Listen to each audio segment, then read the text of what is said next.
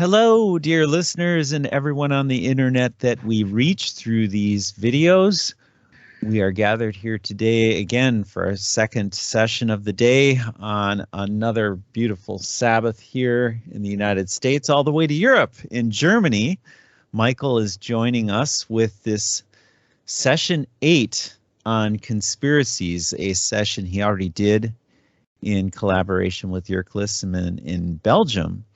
And yeah, Michael, today's the 5th of February, 2022. Welcome aboard. Yeah, hello, Brett. Hello, dear listeners. Thanks for having me once again.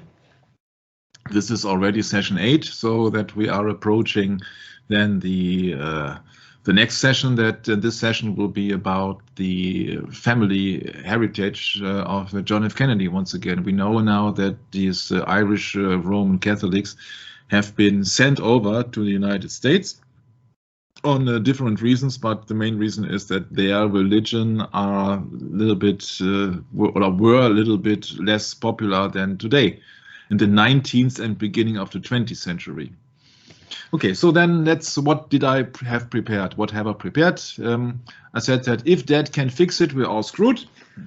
That means that Dad was the one, the monarch of the family of Kennedy. We know that Kennedy was been attending Boston Latin School.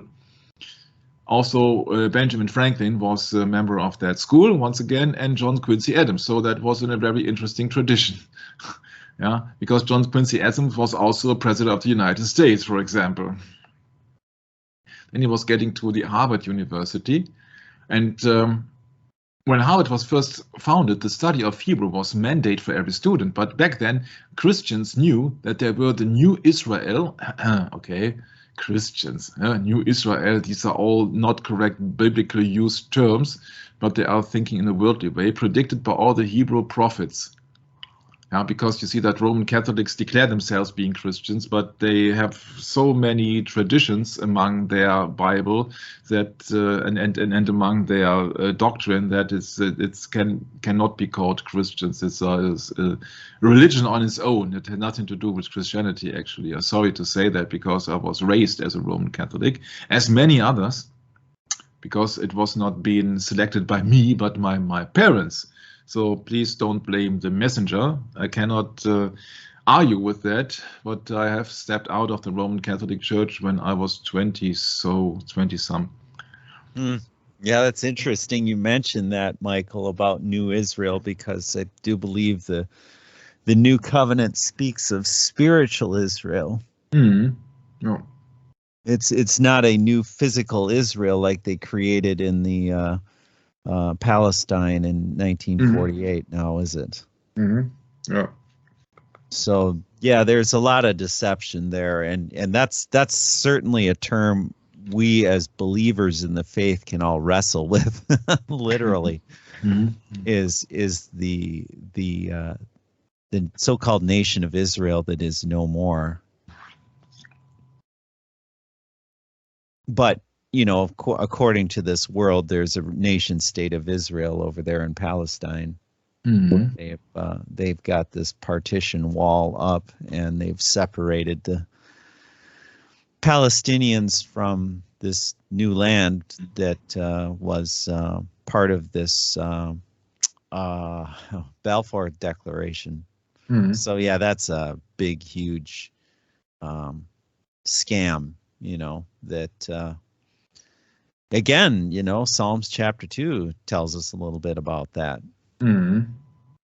So that, this is all really against the anointing of the Lord to his people, that, they want to break our bands asunder and cast the cords away from us, meaning they want to just destroy us.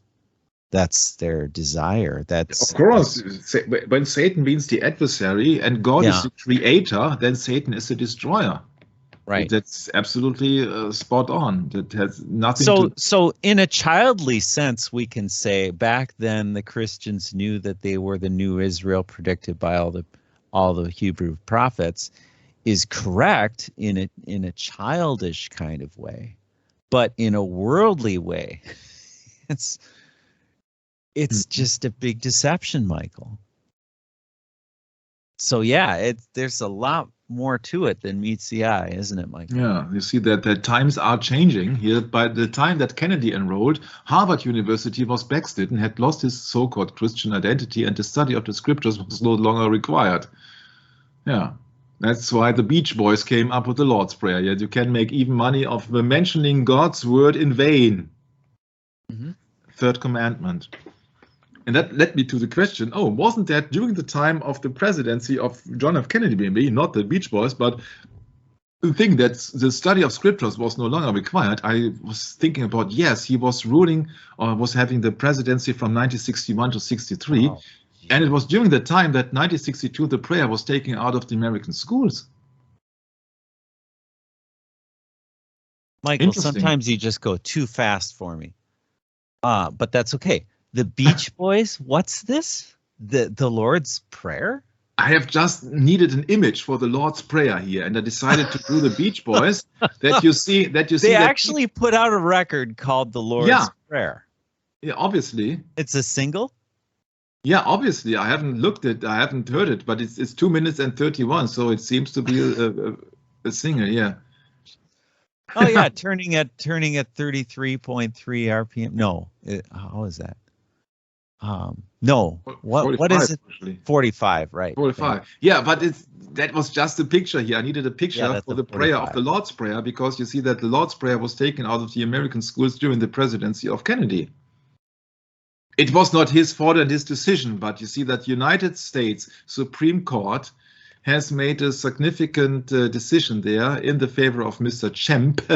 Yeah, so that was not longer in use in the United States.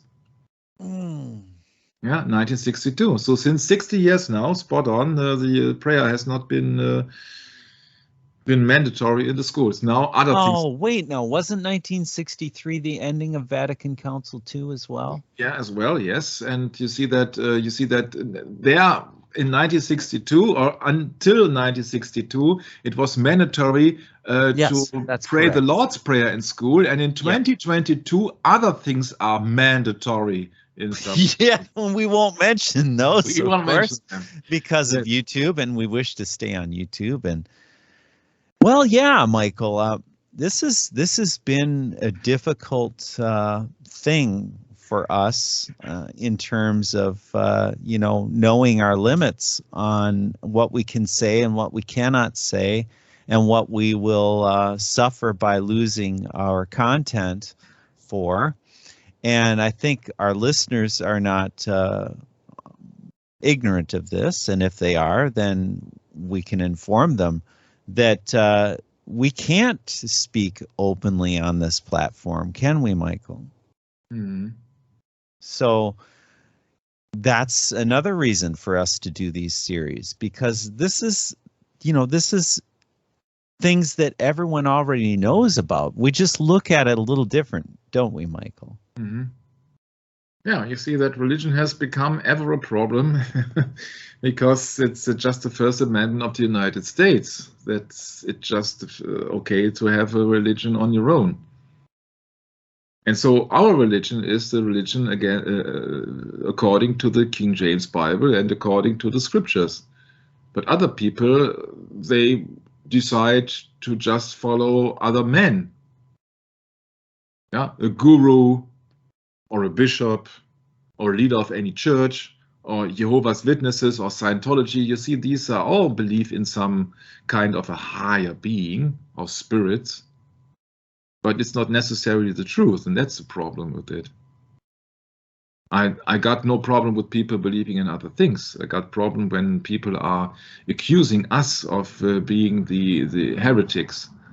Yeah, because in all of the cases, people did not study the thing. They're just insulting people on prejudice and not on basic facts.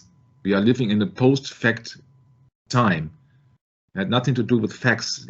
All the situations out there had nothing to do whatsoever with facts. And so I wanted to mention that, Brad. You see that it is just 60 years ago, but that is not that far, not that long ago.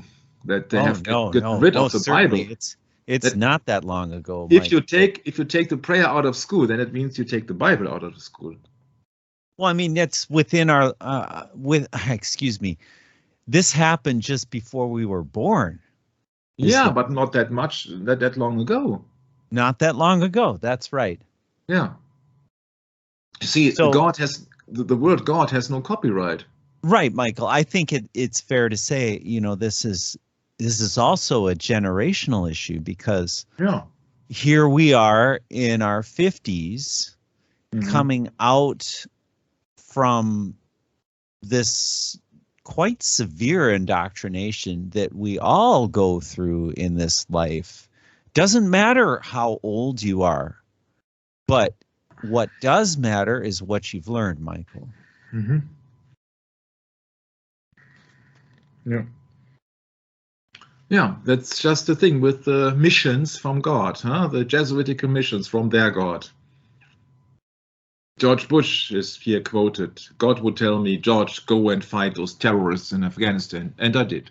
And then God would tell me, George, go and end the tyranny in Iraq. And I did. Wow. And that's a comic here. You see, that is not allowed to depict a picture of God, but that is just a comic. And in this satanic world, everything is allowed. And this is just a president on even not a wireless phone with God, who has, of course, a wireless phone, because he's transmitting.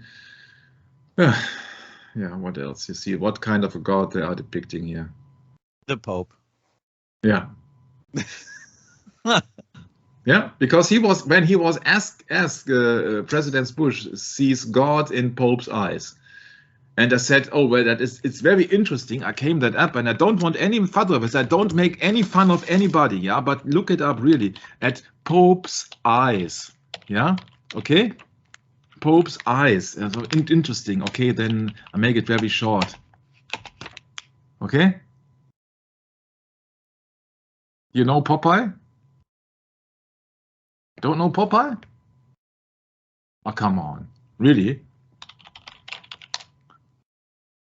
Of course we know Popeye, Michael. You know Popeye? Oh, yeah. Of course. The Pope's eye.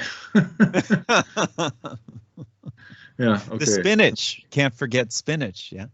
Yes, yeah, correct. Oh, sorry that I mixed up. So, yeah, when you look, he was being asked by the interviewer, when you look into Benedict XVI, what do you see? So, once again, George Bush being asked, when you look into Benedict XVI, eyes, not size, eyes, what do you see? God. Yeah, God. Yeah, he said it immediately after he was asked the of course, it was scripted. Of course, it was scripted. Yeah, yeah. And that's a problem, because according to the general of the Society of Jesus, or the Jesuits, who says is at the moment Arturo Sosa, he says that God is a tricky word. Yeah, so God is a tricky word because of which, what, and he was a little bit of stuttering here, which means, yeah, stuttering is a very interesting thing. When you look at, you got, he does not know what God we are talking about. He says God is a tricky word because stutters how, which, what, which God are we talking about? There are several gods in our world. Sure. Yeah, it's casuistry, sophistry. Yeah, the deep image of God that God gives us is the cross. Yeah, of course, the cross. Yeah, well, you see, they're a different kind of faith, Michael, aren't they? Yeah. Yeah. Entirely different kind of faith. And he says that this situation out there is not an accident. It is not an accident. Don't forget that this is not an accident. It's not an accident. So he knows a little bit. And you see that also Bill Gates reading his favorite book is by far not an accident. Yeah, so that therefore one of the most top books here is How to Lie with Statistics. I don't make it up. You see that really I can enhance it. Yeah, How to Lie with Statistics. Yeah. Or you can also make an entire sentence. No? Bill Gates says, "What if I lie with statistics?" Oh, I see Richard Dawkins in that pile too. Yeah. Jörg mentions also that, but we can also we see that these people are very smart. Yeah, the magic of reality, it says. Yeah, you see, these people are very smart, and now let's try to be as smart as them. Okay. Now we are making an entire sentence. Wise as serpents and as harmless as doves, Michael. Yeah. So then we combine the number of the titles and the contents of his book. Now, what if to lie with statistics on immunity?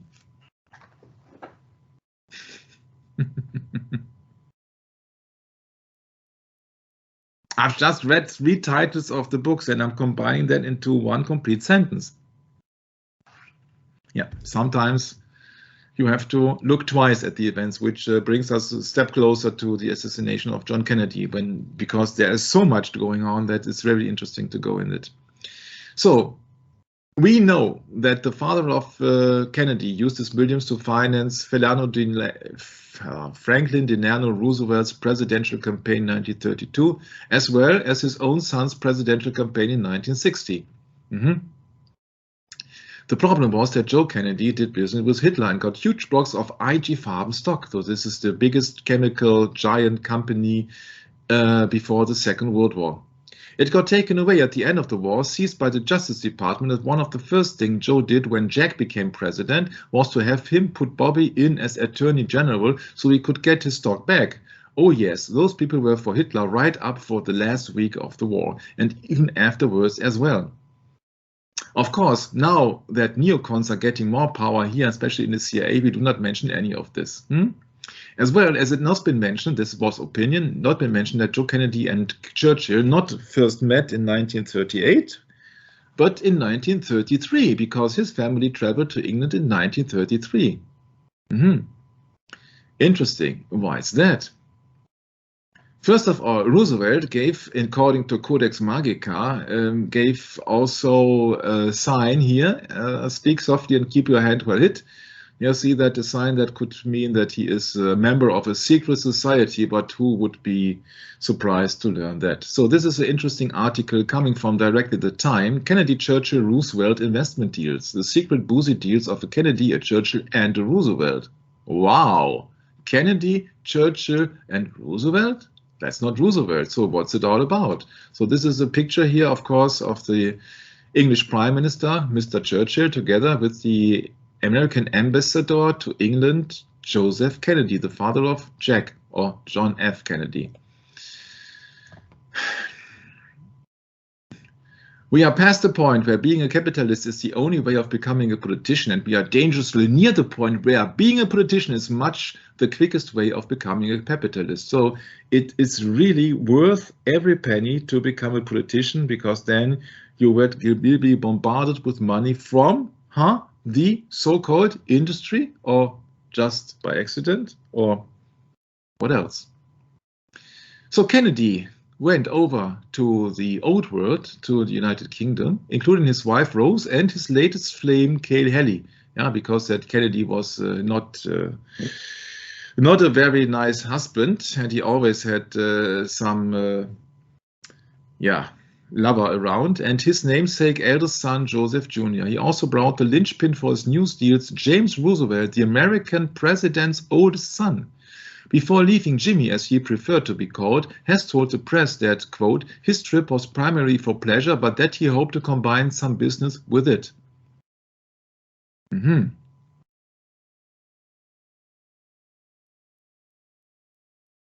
So they are secret Kennedy, Churchill, Roosevelt deals coming from the time.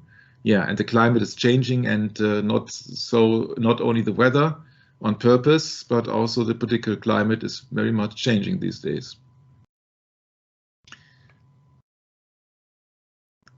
Kennedy planned. Ever the opportunist, Joe had enlisted the president's 25-year-old son to help organize a private visit with Winston Churchill that underlined Kennedy's clout with the new administration.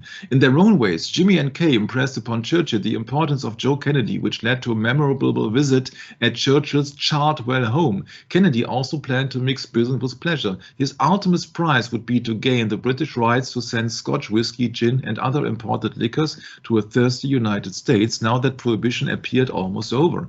A part of his secret strategy. Churchill, by position and disposition, was a natural ally for George Kennedy's plan to profit from the liquor trade. By September the 26th, 1933, the day he and the president's son left for Britain, Kennedy had created a new firm called Somerset Importers, apparently named for Boston's waspy Somerset Club, which kept Irishmen like him from joining. What for? Huh? Catholicism. With an initial $180,000 of investment, Somerset became his piggy bank for cashing in on Prohibition's demise. On his cross-Atlantic boat ride, Kennedy carried with him the letter of Seton Porter, a National Distillers Product Corporation, appointing Somerset exclusive sales agent in New England for its liquor products. When they arrived in London, Joe complained to Kaylee Harry, a Churchill family friend, that they needed to meet with very best people during their stay. Most historians have focused on Churchill's chat with Jimmy Roosevelt without considering Joe Kennedy's presence. But years later, in the early 60s, Randolph Churchill's Winston's son insisted Joe Kennedy came to Chartwell with the rest of the Americans, including Kay Haley and Jimmy Roosevelt. Randolph told New York Times columnist C.L. Salzberger that he didn't know the purpose for his 1933 expedition underwritten by Kennedy, but quickly found out. Kennedy assured them Prohibition would shortly end, and he wished to line up contracts to represent the best firms, Randolph said. As a top fundraiser, Kennedy claimed he gave $50,000 to the 1932 Roosevelt campaign. Randolph recalled, and the presence of Jimmy Roosevelt on that trip seemed to underscore that point. Ultimately, Joe Kennedy pulled off an international coup that made him even richer. He landed the lucrative British importation rights to distribute Haig & Haig Scotch whisky, Dever's, Jordan's gin, and other imported drinks, all very desirable to customers in the no longer dry United States. When Prohibition finally ended 2 months later, of course, Kennedy had that knowledge in advance. In December 1933, Kennedy seized his chance. With this new arrangement, Somerset saw his business in the United States soar, selling 150,000 cases of Scotch whiskey in the first full year. We've done surprisingly well with contracts, Joe wrote his oldest son. By the end of 1934, National Distillers Product Company, including its New England franchise run by Kennedy, declared that its net profits had quadrupled in a year. When he sold the Somerset franchise a decade later, Joe Kennedy earned $8.5 million, the equivalent of more than 100 million in today's currency. Yeah, you see, that goes on and on and on and on and on. He's only interested in making money, and he's also using the son of President Roosevelt. So you can imagine what kind of a position Joe Kennedy had when the president of the United States says, okay, it's okay that my son is going with you on a trip to the United Kingdom, huh?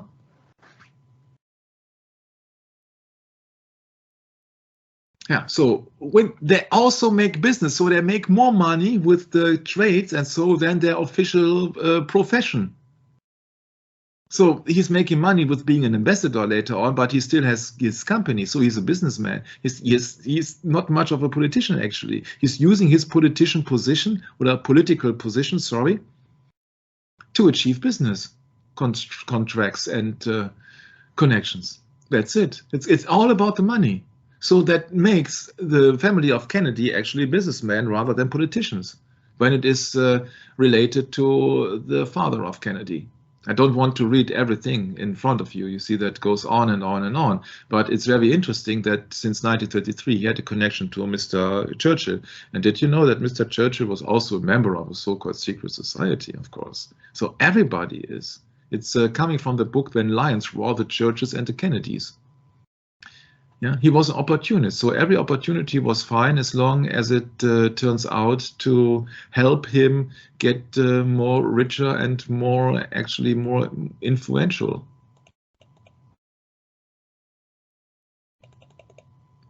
Yeah, so that is the book, When Lions Roar, the Churchills and the Kennedys.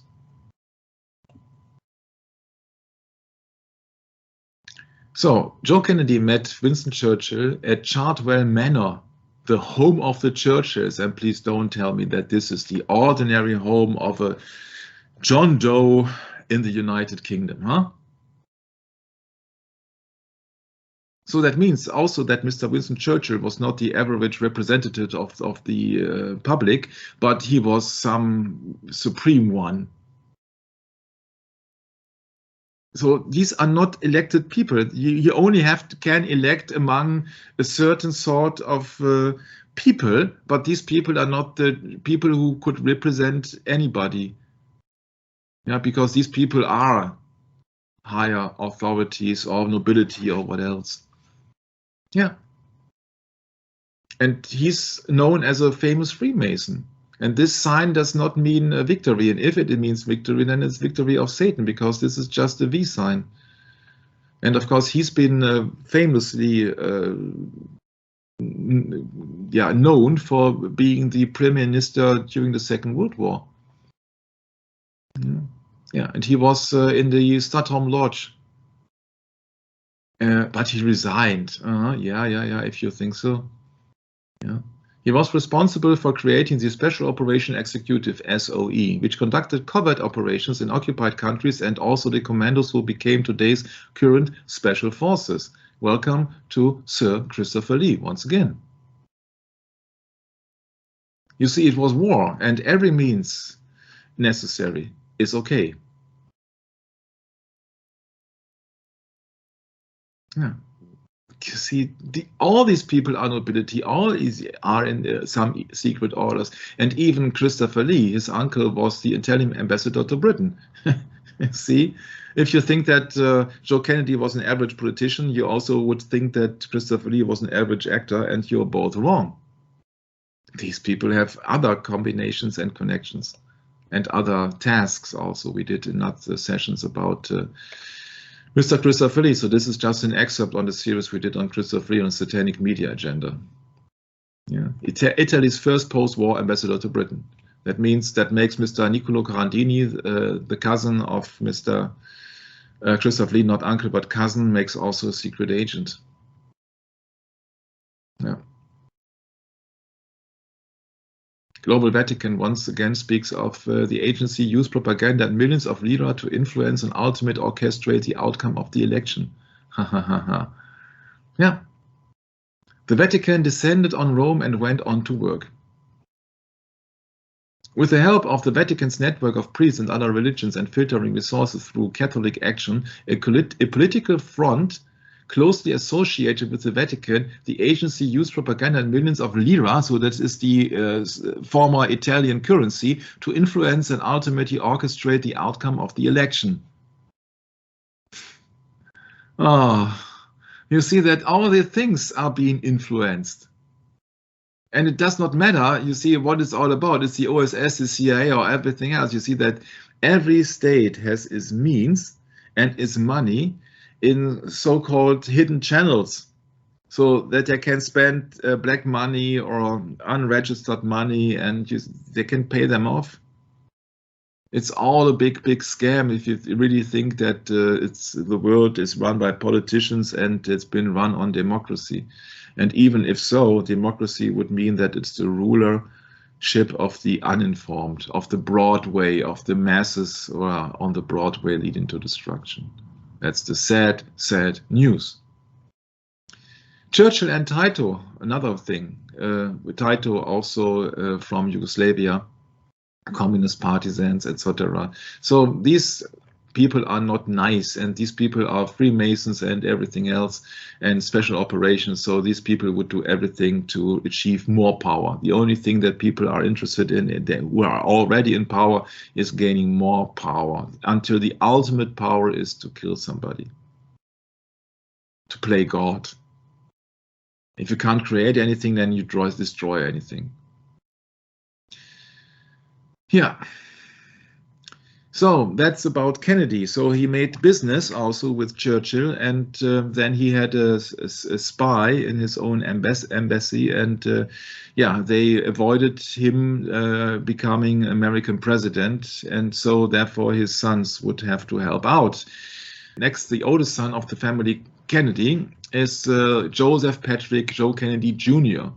Yeah, so don't mix him up with Joe Kennedy Sr., the oldest son among 9 children of Joseph and Rose. Yeah, and he was being killed on the 12th of August 1944 during the Operation Aphrodite. This means a goddess, to destroy a V3 bunker of Mimorque. This is in France. V3 is a special rocket of the German Nazis, which is a rocket consisting of several rockets, one propelling the other. So it is a line of rockets to enhance the, just to achieve a greater distance. So one rocket is pushing the next rocket, and so this oh, it's different stages then. Construction. So this is one after the other. Yeah, it's a long. Actually, this is a long rocket. Yeah, you see that. But it's not. Yeah, it's not important on that regard. So he said, okay, the bomb's ready to explode, but then his flight was exploding in the area of the North Sea. Yeah, so his corpse was never been found. He was being seen as a war hero, and therefore all the expectations were laying on the shoulders of John F. Kennedy. His death while participating in a top secret mission, so top secret mission, he was also acting as a secret agent, in 1944 caused his father to transfer his aspirations to the next oldest son, John F. Kennedy, who follows the path first planned for his brother by advancing from the House of the United States Senate and then to the presidency. Yeah, so it was absolutely clear. And absolutely clear for all the people who are being familiar with the methods of the Kennedy family. They knew in 1944 that Joe Kennedy would try to put his son in the stool, in the chair of the presidency of the United States. So it was clear since 1944 that John F. Kennedy should become the presidential candidate for the Democratic Party. So if anybody would like to get rid of Kennedy, they had 19 years to think of something to avoid him either becoming or staying president, actually, because the assassination of Kennedy happened during a travel in Dallas when he was speaking on behalf of his current campaign. So it was not on his holidays on a golf course or during a motor ride or what else, but he was on a campaign. And also his oldest son was being very admiring Hitler, that he had the things well under control, but that sounds like a little bit like admiring fascism.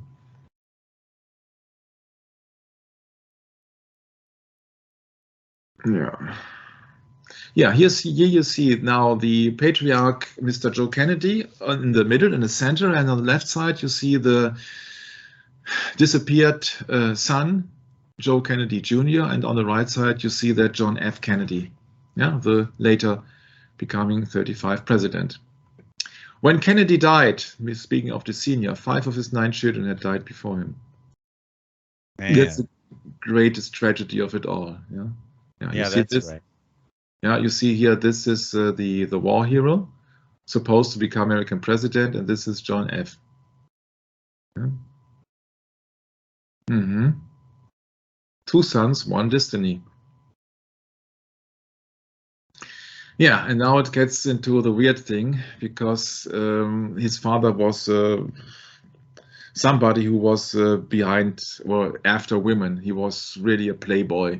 Yeah, you cannot speak of anything else. He was a playboy. He was ambassador to Great Britain. Yeah, but he was a playboy. And so he raised his sons also in the opinion that it is the mutual right for a powerful man to have several women around. And you see that also, I think, led to the later life of the Kennedys, that they have affairs all over the place. But your president, John F. Kennedy, was cursed, not cursed, that's wrong, with a series of illnesses, and he was a very sick child. He has problem with his back and several other things. But the problem is that his father was a very complex, dominating figure, This millionaire many times had over an insatiable need not just to succeed but to best. He was a man laced with his own prejudices and hatreds, yet was quick to blame any resistance he met on bias against Irish Catholics. So the religion was a high and unquestionable item and of utmost importance in the among the Kennedy family. It's very interesting when you go into this. You see they are extremely Catholic.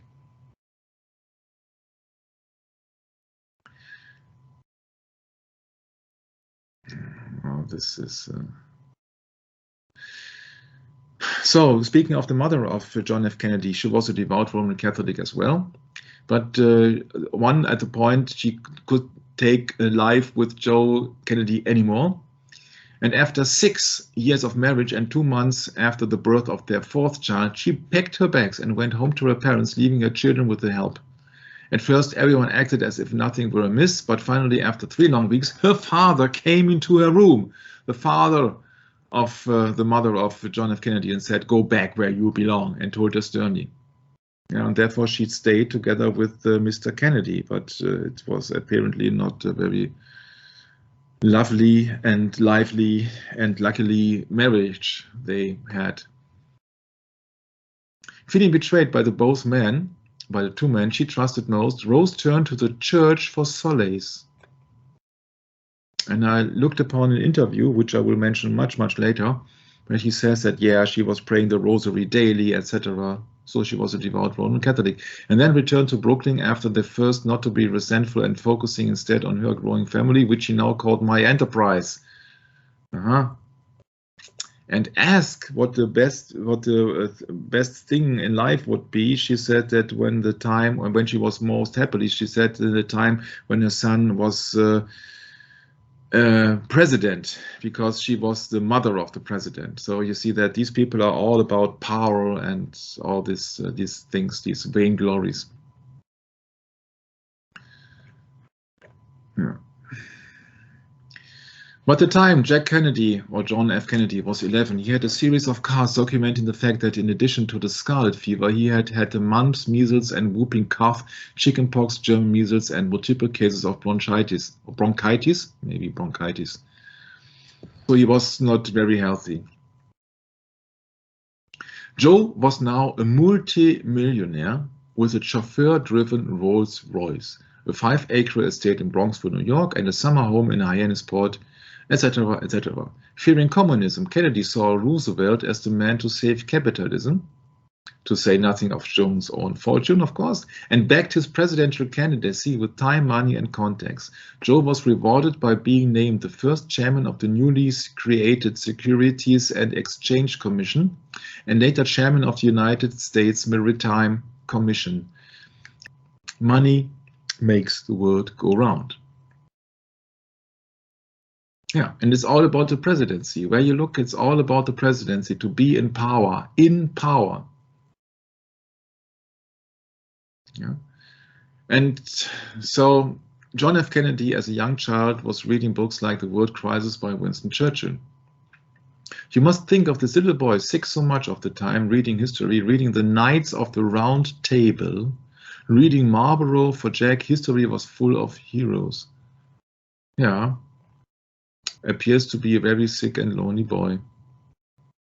Joe Jr. made his first trip to the continent to see the Pope and dutifully reported to his mother that he had, quoted, "climbed the holy stairs of St. Peter's on my knees." So if that is not a devout Catholic, Red, I don't know what is. So back to your president. Jack has just turned 17 and already had spent a year of his life in hospitals, clinics, and infirmaries. In addition to what doctors eventually labeled a pre-ulcerous stomach and spastic colon, Jack's back had become a source of pain that would plague him for the rest of his life. Yeah, that's a really tough thing. He was allergic to milk months later, etc. He was put on heavy cream. He had several unsuccessful surgeries. And then it wasn't until 1955, when he went to see Dr. Janet Travel, who would become his White House physician, that he learned he had been born with the left side slightly smaller than his right, and that years of compensating had taken its toll on his lower spine. Later, he would also be diagnosed with Addison's disease, and while he subsequently suffered from reactions to cortisone and other drugs, Dr. Travel believed those were moderate so successfully that Kennedy was healthier than he had ever been when he was assassinated. Okay, so that is just also another belief.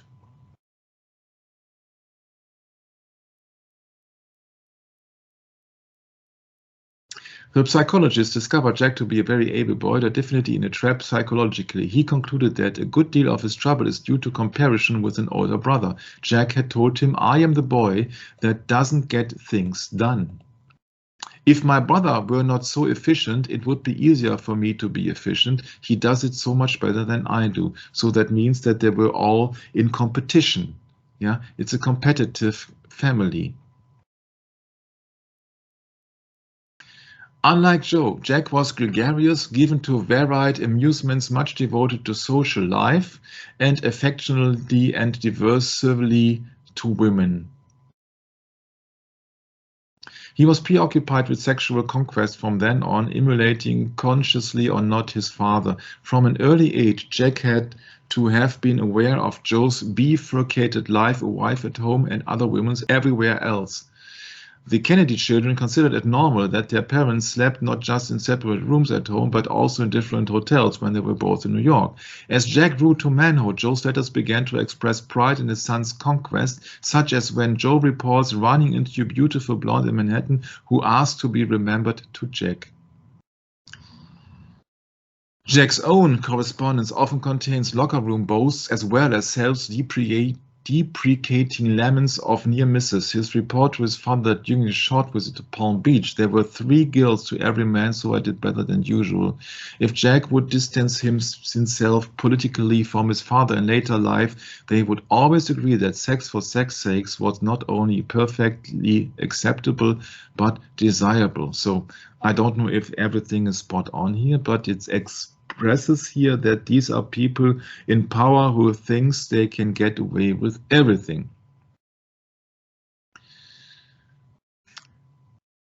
There was something incestuous about the whole family. Numerous female visitors to the Kennedy homes testified to Joe's making moves on them while watching movies in the family theater, or even coming into their bedrooms at night and kissing them full on the lips.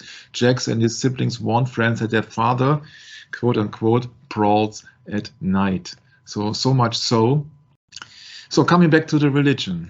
In February 1938, when their father, speaking of Joe Kennedy, was sworn in as ambassador to the court of St. James, an Irish Catholic in London, as America's highest representative, Joe Kennedy has longed for that, and turned down the post of Secretary of Commerce, holding out for it, and was finally rewarded with the appointment. Roosevelt, well aware that Kennedy has raised serious money for his presidential campaigns, reportedly by one intimate to have muttered that, quote, any obligation that he had to Kennedy was paid for, unquote.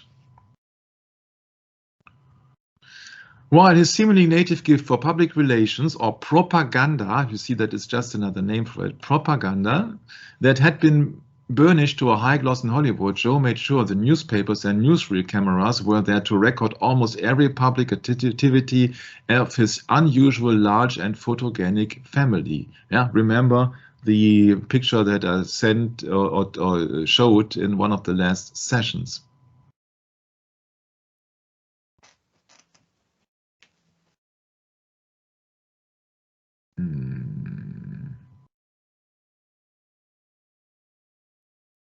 Jack flew back to New York and threw himself into writing his senior thesis on British policy, entitled Appeasement at Munich. To anyone reading through the hundreds of scrawled and revised pages in the files at the Kennedy Library, there is no question Jack wrote it himself, but thanks to his father, he did have extraordinary help. Through the mail and diplomatic pouch, information flowed from London to Cambridge as Jack requested books, pamphlets, and newspapers from his father's assistant. So he was very interested in history and politics. But he had this pressure on his shoulders to become president then from 1944 on. with the title While England Slept, to contrast and write with the coattails of Winston Churchill's bestseller While England Slept, Jack received an advance of $250. At the age of 23, he had earned his first significant paycheck. So he did write a book about policy. Why England Slept did not excuse the isolationist views of his author's father, yet once it was published, no more was more supportive than Joe. He wrote his son that he couldn't be more pleased with the marvelous start he had made in the publishing world. Jack was proud of his accomplishment, but couldn't be sure if it was his own work or his father's that merited the attention and praise. When his friend Charles Spalding asked him how the book was selling, Jack shrugged and said, "Oh, they're going great, Dad's taking care of that." Indeed, it has long been assumed that Joe bought copies of the book in bulk, helping to push it up the bestseller lists. Yeah, well, what it is? Money, money, and even more money. Joe's position as ambassador was becoming tenuous, while his outspoken isolationism had a constituency at home. Sorry, this is very hard for me. It was earning him enmity from Roosevelt and making him an unpopular figure in wartime Britain. Those views, along with Roosevelt's decision to run for an unprecedented third term in 1940, would prove to be the final nail in Joe's own ambitions for the presidency. And that's it. He had hoped to be the presidential candidate for 1940. Yeah. So therefore he then supported Roosevelt, but he decided that his son has to run for president instead. So that's it in a nutshell here. That's it in a nutshell. So then John Kennedy was handed over to the Office of Naval Intelligence, so Secret Service once again. Always secure in the fact that he was the star of the family, Joe had suddenly found himself trumped by his younger brother. For Jack to come in ahead on any level was unthinkable, yet here he was, a best-selling author and a decorated war hero. Yeah, therefore, his war hero older brother stayed in Europe and made that final secret mission, which failed, and he was then dying or missing in action, actually. Because 10 tons of TNT allegedly went off and therefore turned the plane into a bomb. So that's it about the things that I would like to go into, because there are many, many other things to do. Because the family of, or the brothers and sisters, actually there are 9 children from Rose and Joe Kennedy. Among them are Eunice Mary Kennedy, the founder of Special Olympics, the mother of Arnold Schwarzenegger's ex-wife Maria Shriver. Yet you can imagine why Arnold Schwarzenegger is making here the Roman salute. Ask of the family heritage of the family of Schwarzenegger, and then you find out that his father also served as a police, high-ranking Nazi officer, police officer. And you see, this is the Roman salute. Yeah, originally Roman salute. This is not a pose in bodybuilding. I'm very familiar with bodybuilding. Believe me, I know very high number of competitive bodybuilders, and this is not a usual pose of a bodybuilder. So you see that Schwarzenegger himself wanted to be a leader. His father also was a military police officer. And so you see that this is the same thing as in the family of Kennedy. If your father is some kind of an idol, a hero, or very authoritative figure, very dominant figure, then the sons have to follow. Yeah. And so Arnold Schwarzenegger is one of an example. He made it as a governor, and if he would not have been born in Austria, he probably would have made it also to the president of the United States. Who knows? Yeah, but he's telling the people to obey, and he's also in line. He's one of the puppets of the papacy. Yeah, he's a highly influential guy. You see that he was a household name. He was Mr. Universe. He was Mr. Olympia. He saw he wanted to be venerated as a god, as the best bodybuilder of the world. Then he was making a tremendous career as an actor. So as actor means a liar, and then he went on to become the governor of California, where one of the things he did was to forbid things out of the Bible in California. Yeah, and now he's teaming up here with the Pope on the climate agenda. Yeah, sure. So Mr. Winston Churchill, to come to an end here, Mr. Winston Churchill, that you know what the heritage is from where or in what kind of an environment and circumstances and family connection your president was being educated. This is a statue, so to be venerated, of Winston Churchill.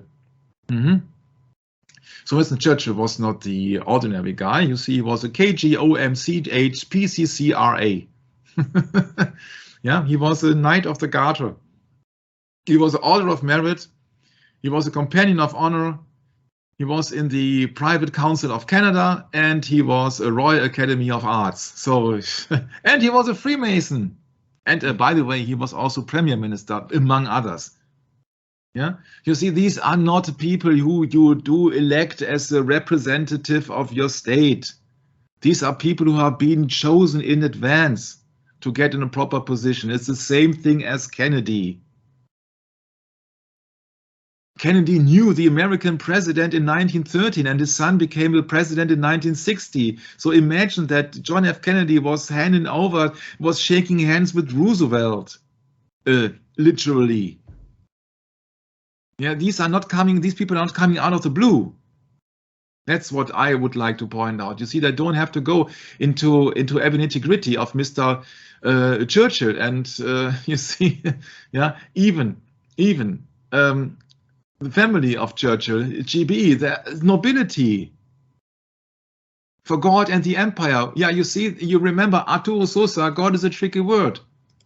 It's a very tricky word, because which God you are serving, which God you are speaking about, which what, etc.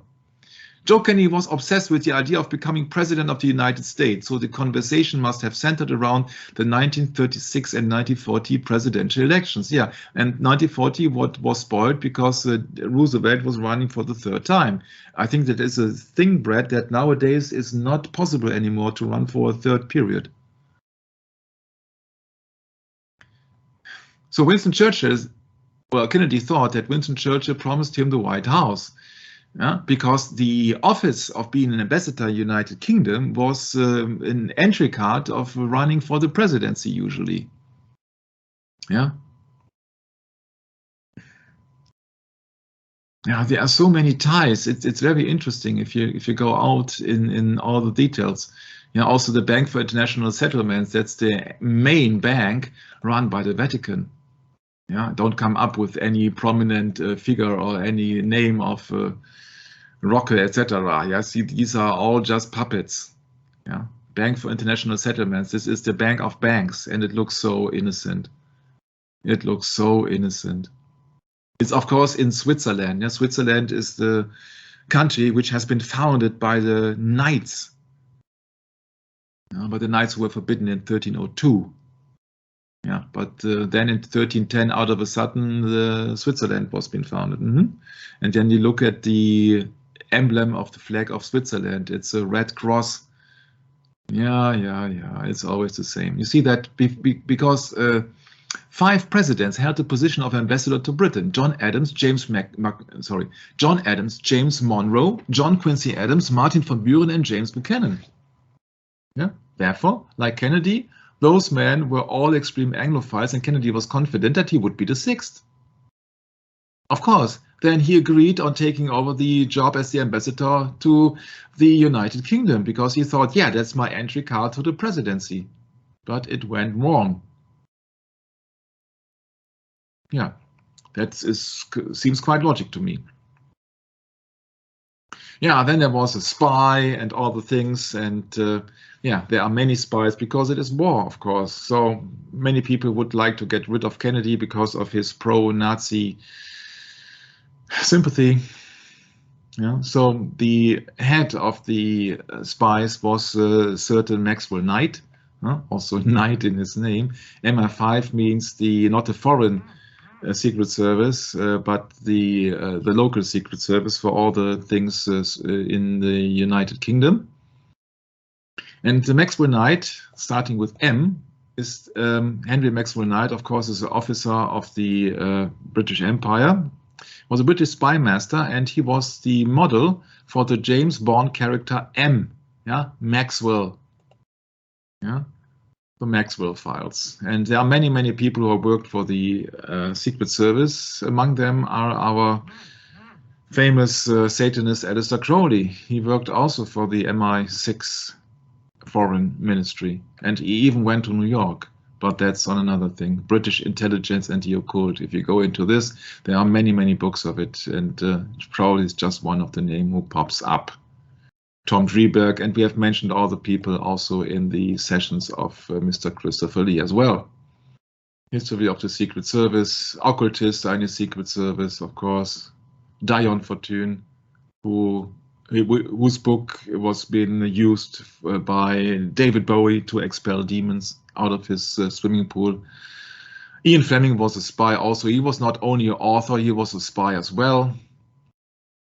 Secret Agent 666, Aleister Crowley, there are so many things. Hellfire Club, we have covered that subject, especially in these Christopher Lee sessions. So some people wanted to keep Kennedy out of the White House, so it seems, and they sent over a spy named Tyler Kent, and he was discovered, and therefore Kennedy take the blame, or at least was being hindered to run for the presidency. On whatever reasons Mr. Roosevelt decided to run for a third time, I don't know. But once for all is you see that all these people wanted to achieve power. Kennedy was having his diplomatic immunity. You see that immunity, a very key word in 2022. And Mr. Kent, the spy, was sent to 6 years in prison. When he arrived, Mr. Kennedy arrived in the United States back, he contacted Roosevelt immediately because, of course, it was the highest influential person for him, who was the actual president of the United States. So you can't have it better than this. Yeah. And so there is a claim of Roosevelt, which is not quite correct. It's called, in politics, nothing happens by accident. If it happens, you can bet it was planned that way. But he did not say it that way. Yeah, so I have a hard time with it. But look at that picture. The Kennedys owned a spectacular home in Palm Beach called the Florida White House. So don't expect me to believe that they did not think about, having in some day, at some time, somebody in the real White House. Yeah. And in 1961, he had his golfing with his shapely chauffeur, Ann Gargan, and he had a stroke which paralyzed him for the rest of his life. Yeah, and so that was the time, December 1961, that was the time from which on John Kennedy could have made more influence and would not have to listen for his father's advice. Maybe that was actually the time when John F. Kennedy really became an adolescent. I don't know.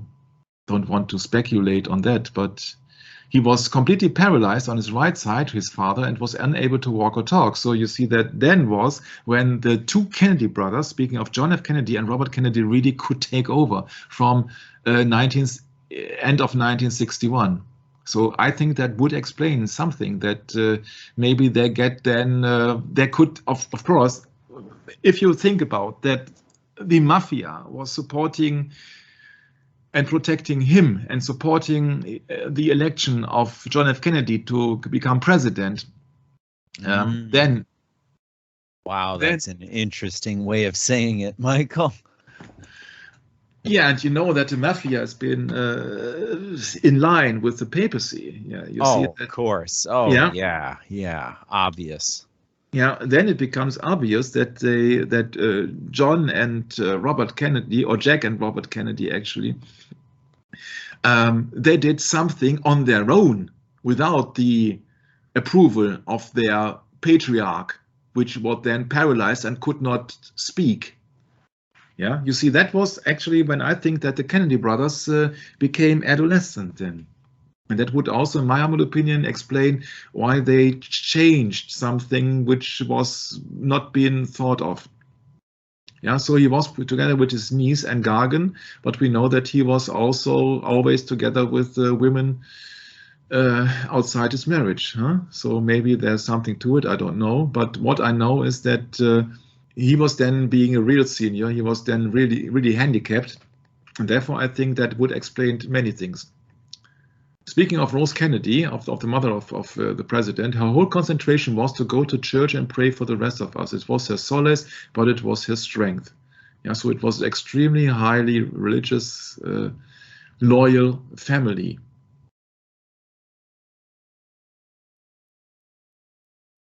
That's too soon to go into this. It's also BS. In 1963, President Kennedy awarded honorary US citizenship to Winston Churchill. So that was his giveaway to Churchill, that Churchill received United States citizenship. Yeah. For God and the empire, eh? Mm-hmm. Wow. Yeah, I know this is all maybe a little bit dry foundation at the moment, but then when we go into the Catholic faith of Kennedy now, then it is really interesting to see that he has a hard time getting everything together. Yeah, you can't please all. Yeah, you have to make commitments. You have to decide, and that's a problem of Kennedy. You see that he had his father behind him. He had a strong Catholic faith. He wanted to serve the people, and you see that's a toss around. You cannot serve two masters. Yeah, there you go. You cannot he had serve to make two a masters. choice. Yeah. Yeah, yeah. And his choice from the beginning was that he clearly wasn't fitted for president. He told his dad, and he says, "You're going to be president." His dad says, Yeah. Doesn't matter what you think, what you say. Yeah. You're going to serve the Pope, in other words. Yeah, actually, we will come across a picture where the entire family is, before the Second World War, has been sent to the Vatican also. So they were extremely devout Roman Catholics. Yes. That's right. You see that when his oldest son says, "I was going upstairs on my knees to St. Peter's Cathedral." Mm-hmm. Yeah, that's right. I mean, that nails it right there. Yeah. That nails it right there. So you see that the Alfred E. Smith, John Kennedy, and Joe Biden are all Irish Roman Catholic presidents. Yes. The first devout Catholics, yes. Devout Catholics, yes. And the first one didn't make it, 1928, and the second did. And we know what the outcome was. Mm-hmm.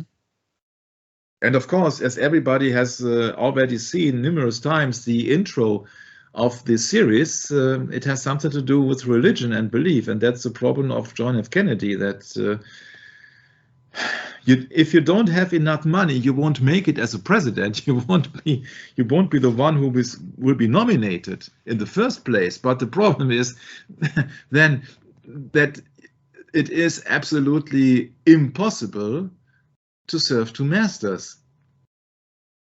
And I think that's quite clear in the case of John Kennedy, that he had to make a decision. And if you know now the background of the Kennedy family, yeah, so Mr. Kennedy had a hard time. He did behave as his, to a certain degree, as his father told him to. And you see that also would explain his numerous affairs, because his father, was his role model on that regard. And it also explains that people in power are being corrupted by power. Because this patriarch, this Joe Kennedy, was so dominant, and he knew everybody, that I think his sons didn't stand a chance but to go into politics. All his sons.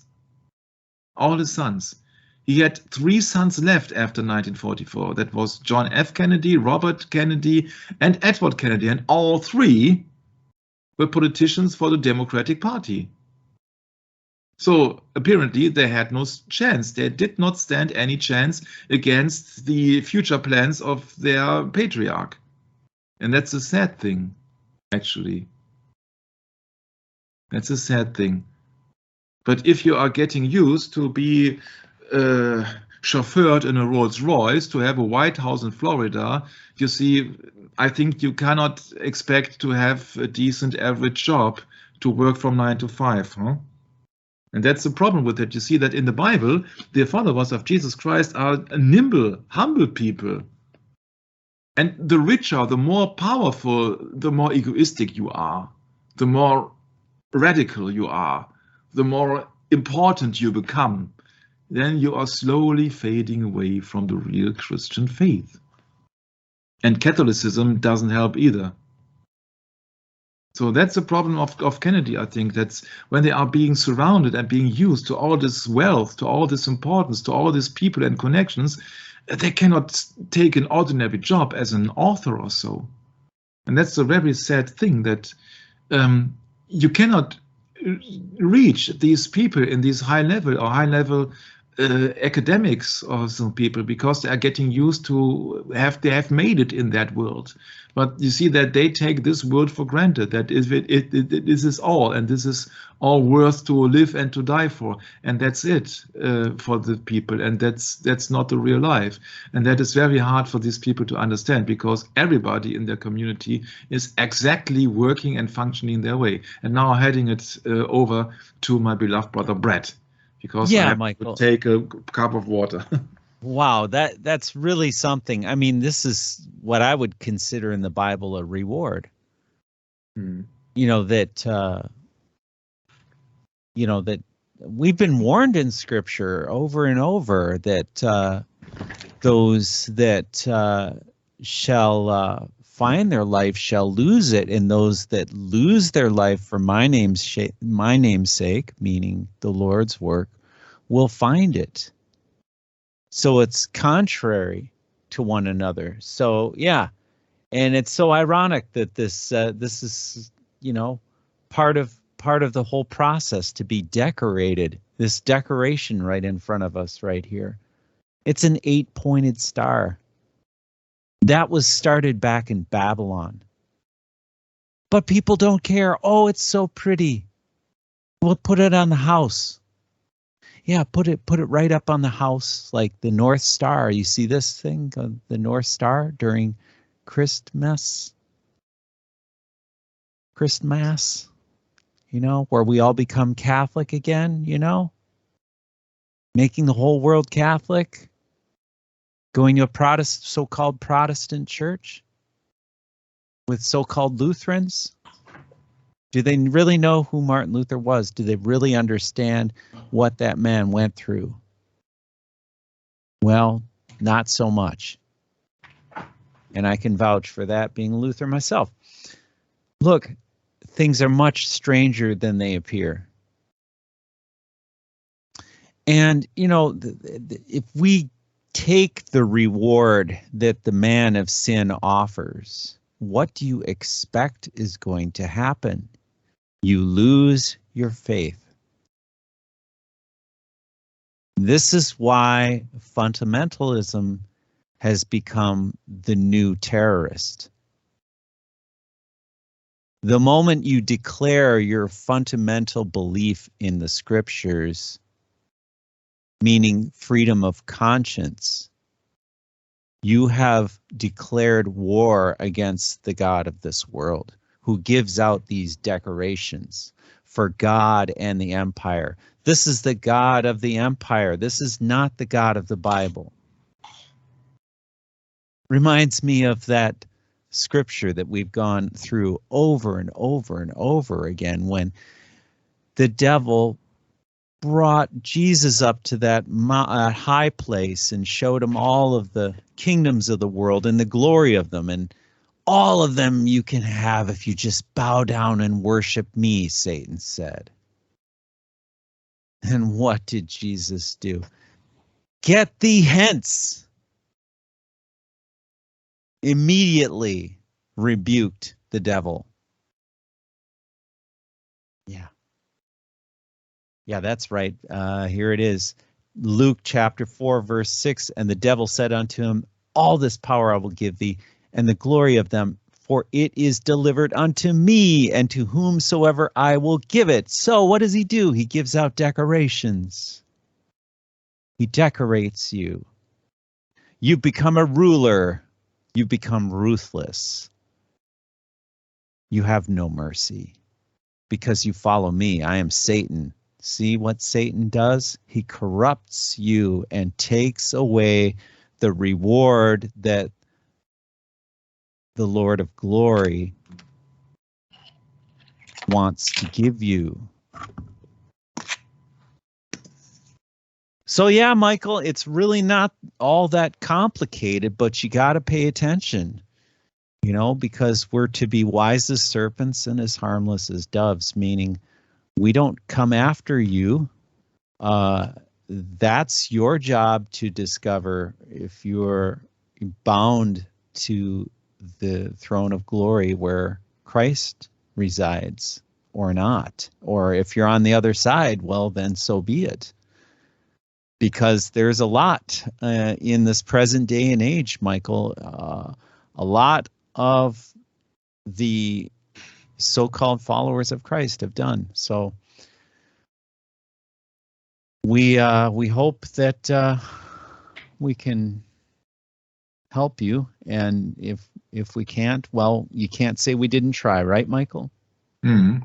Yeah, I just take the example of Kennedy, that you really see that even your maybe beloved president or admired president or whosoever you would like to call in or to label him, that these are not ordinary people, and these are neither idols nor Christians. So this the entire policy in every country is absolutely anti-Christian, because it is 1 Samuel 8. Yeah. Oh, they have turned their backs to God, and they wanted to be ruled like the pagans. Mm-hmm. Give us a king to judge us. Yeah. Like all the nations, I think that was the... Yeah, and therefore we go into one of the most prolific or prominent kings of all time is John F. Kennedy. And there's so much about it and going on that you really see then the ties to other politicians, other countries, secret services, secret brotherhoods, secret societies, the occult, and also especially to religion. And I think that what shall set this series apart, that we are not talking about every affair and every nitty-gritty of it, but we are talking about the connection between religion and politics and history, of course, so that you really see that it's the same goal as the science is the new religion had, or has actually, because it will be continued, that you really see that the church is behind it, and the religious things cannot be ruled out, but they have to be counted in. And that's the thing what people actually like to avoid these days. And so therefore you don't understand how politics are working. And I take the example of the Roman Catholic John F. Kennedy. What chance did he had when he was become elected president at the age of 43? You really think that he was educated in the Bible? You'd really think he was educated in anything else than politics? He studied politics. So he was just reading the things that some certain people has written down for him. And he was making a good figure, and he was having nice hair. Yeah, and that's it. Yeah, it's kind of a puppet show, Michael. Yeah. It's a kind of puppet show, and he didn't go exactly according to the script. He started to see through it, I think. Mm-hmm. Yeah. He says, I'm going to smash the CIA in 1,000 pieces. No, you're not. We're going to smash you in 1,000 pieces, the hierarchy said. And we're going to do it corporately. That means all together now. Kind of like what's going through with these mandates lately, Michael, in 2022. Yeah. But it's just all pre-planned. Yeah. So there are no coincidences, and we will see that on the very sad example of the assassination of John F. Kennedy in November 1963. There are absolutely no coincidence. You will see things connected together. That even I was being surprised to learn. And I know that Jörg, for example, as my prime example for that, is constantly shaking his head, because he said it's unbelievable what you are digging up. And so that is really that you really see that nothing happens by accident, but on purpose. And so therefore, I have a good time together with Brett, because I think that the item of Kennedy is very famous and maybe also interesting for people who yet did not come across the Bible. And that would also be my wish, that people would go and would be drawn to the Bible, to the real truth, and then realize how they've been betrayed all their life from politics and politicians and actors and cartels and gangs and media and all the things, that you really see it's just another approach than science is the new religion, but actually it's just about the truth, what's all behind it. And at the example of Kennedy, because I was busy with Kennedy for several years from time to time, I think we can cover a big deal of how people really see how actually the world is working, and it is working in a satanic way. And that's well, yeah, Michael, and that's the most troubling aspect of all of this, is there are those people who have taken oaths and are sworn to their oath, and they are not going to let go of that because they serve a purpose and it runs contrary to Christ. We're speaking of the spirit of Antichrist. So speaking of that, let's go to Proverbs 24, verse 19 through 22. Proverbs. Yeah. 24. Starting on verse 19. Okay. Fret not thyself because of evil men, neither be envious at the wicked. For there shall be no reward to the evil man. The candle of the wicked shall be put out. My son, fear thou the Lord and the King.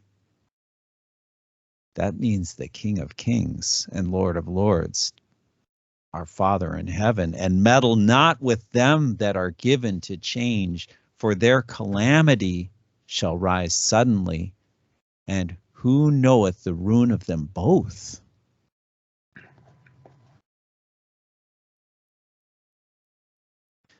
I think we'll end the session with that, Michael.